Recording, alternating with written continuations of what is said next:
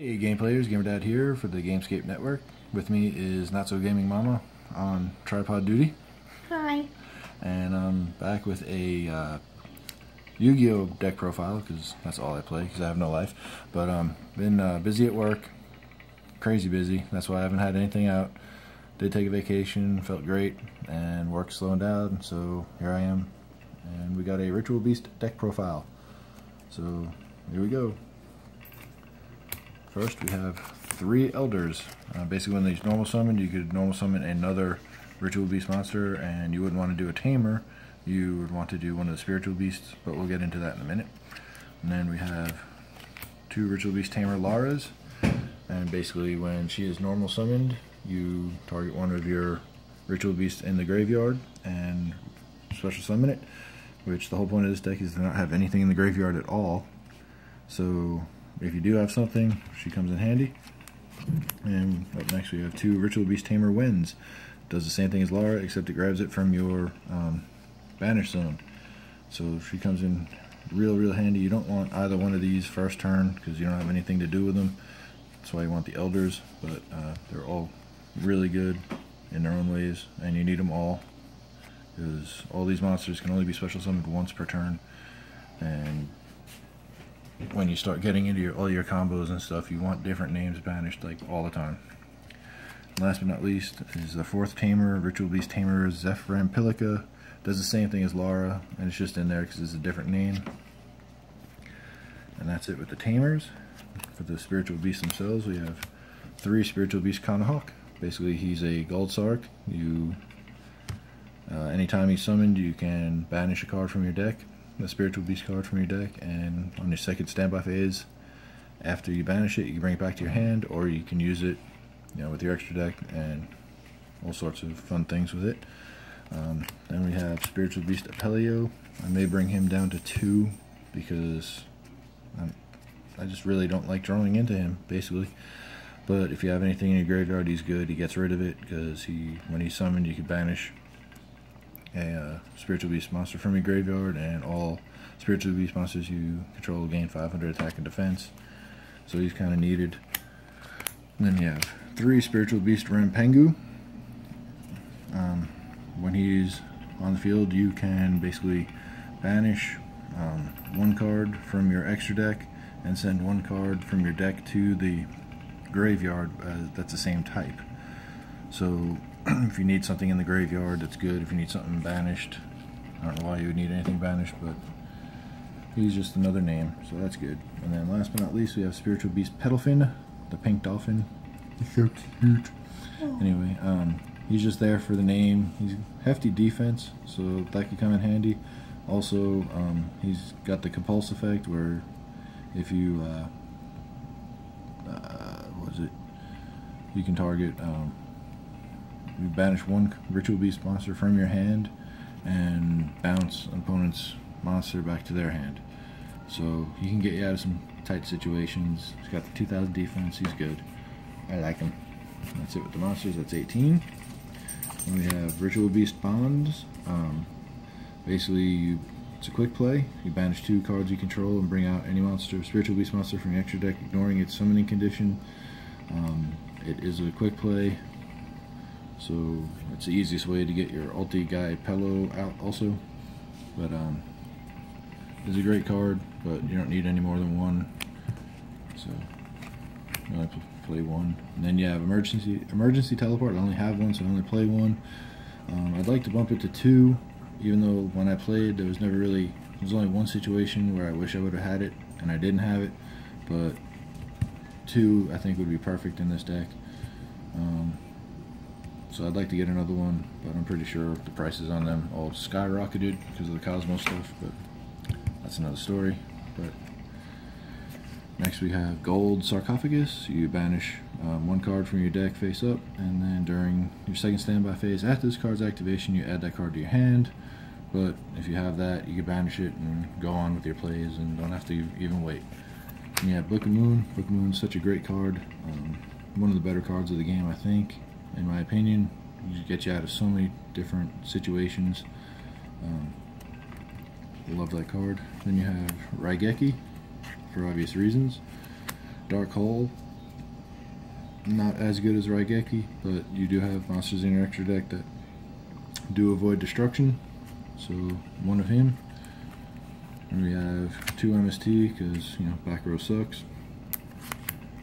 3 Upstart Goblins because who doesn't want to run a 37 card deck? My tech, which came in handy, like every game that I played, is Soul Release. Basically, you banish 5 cards from any player's deck. I just wish it was a quick effect, but it's not.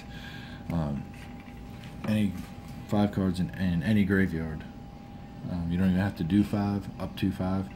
So good. If you have something in your grave that you don't want in there, you can banish it. If your opponent's got stuff in their grave that they're trying to use, you can banish it. It's too good. I wouldn't want more than 1, but every time I saw it, I needed it or used it. But 2, I think, would be too much. But that's good because, well, you know, all I got's 1, so 1's good. And then when I played, this was a Dimensional Fisher. Yeah, D-Fisher. Basically banish any monster sent to the graveyard. I had to return it to the person who I borrowed it from because I couldn't find mine, but I will find it and get it. But D-Fisher, because you need stuff banished. And that's it with the spells. I apologize for the proxy, I forgot that was in there. Then we have onto the traps. 3 Ritual Beast Steeds. That's basically blow everything up on the field that you want blown up, monster-wise. As long as you control monsters, you could chain it with all your extra deck effects. You could conceivably blow up 5 cards every turn. It's like Fire Lake, but not as good. Still really good in this deck. Then we have 2 Ritual Beast Ambush. Only 2. You can search it when you need it, but you target one of your banished monsters or one of your Ritual Beast monsters in the graveyard, special summon them, and that just gets your all your combos going. So it's really good. 2 Mirror Force, because you just want to kill things if they attack you and you have no other answer. Mirror Force it away. Not the best, but it's still probably the best battle trap, I think, in the game. Solemn Warning. This has come in handy more than once. Yeah, 2,000 life points, but who cares about life points? And it stops everything. Gotta love it. And then last but not least, Macrocosmos. Banish everything. That's it with the main deck, 40 cards. We'll go on to the extra deck. The star of your extra deck is Conahawk, run 3, because with him and his little combo, this is how you do all your searching. This is where you get everything into your grave. This is how you get everything into your hand just by using him, pretty much. Sometimes, you know, you're gonna lose them. That's the name of the game. So always run 3. And then you have 3 Ritual Beast Ulti Apelio. This right here is basically your main attacker. Almost as good as Armades, but not quite. But basically when it attacks, it's unaffected by any other card effects. So, you know, basically, unless they have Honest or some other battle trap that boosts attack, you're gonna get through an attack with him. And then you have 2 of the Dolphins, Ulti Pedalfin, 2800 defense. You just basically sit on him and you're done with your plays and you can't go for game. You sit on him and can't be destroyed by card effects. So he's good.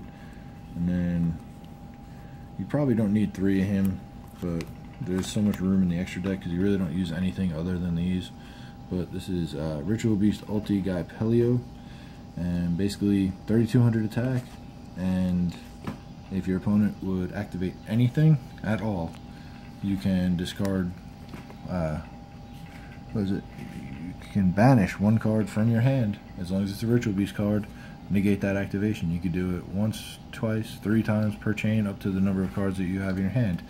If you get him out, and you have more cards in your hand than your opponent, you win. That's basically how that works, because they cannot do anything. And then into the rest of the extra deck, Castel, because he's Castel, gets rid of problem cards. Ragna Zero, because I love that card. Destruction and draw a card. Dark Rebellion, just because I finally pulled one, and he's just great. And then last but not least, you're never really going to go into him, but just in case, Fortune Tune. He's like the best defensive card, I think, in the game, in my opinion, extra deck wise, because you sit on him, he can't be targeted, and he can't be destroyed like 3 times. So basically gain life points each time too. So that's it with the extra deck. And now I always have a problem with the side deck, but this is what I ran. Star of the show was Lancia, because especially in the mirror match, Lancia just stops opponents from banishing anything, so I like him. And then Fossil Dyna, yes, it stops you, and there's really not much you can do to get rid of him, but if you set him and you got nothing else, your opponent's got a full board, he attacks into him, flip, and they're all gone, and he's probably going to get destroyed anyway in the battle, so it's all good. And then I really like this card. I never got to use it, Monster Reborn. I'm probably going to take it out for something else, but I just really like that card. Get something from your opponent's graveyard. Kept trying to get a construct, I just never could get it. Oh well. And then your third MST and a Twister, because, you know, back row sucks. We have 2 Max C for draw power. I never did side it in, but it's always there, especially with the new Synchro deck coming out soon. It might be a staple soon. Trap Tricks, Trap Hole Nightmare, such a great card. Anything special summon that activates the effect that turn, destroy it, negate it, and destroy it. I chained that in the mirror match to the Ulticana Hawk. He tried getting off his combo, I chained it to the second effect, destroyed it. It was great. He was like, there was nothing he could do. 2 Effect Veiler, because monster effects suck, and she's also a tuner, but I don't have anything in the extra deck to go with her, but negate monster effects is good. And then Shared Ride, I just picked those up, so I figured I'd throw them in, and I used it once. Not great. The side deck has room for improvement. I'll have to look into that before Saturday, but that is the deck, and maybe I'll post an update, see how I go on Saturday. But until then, rate, comment, tell me what you think.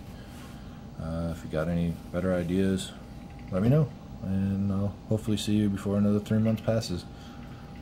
Bye.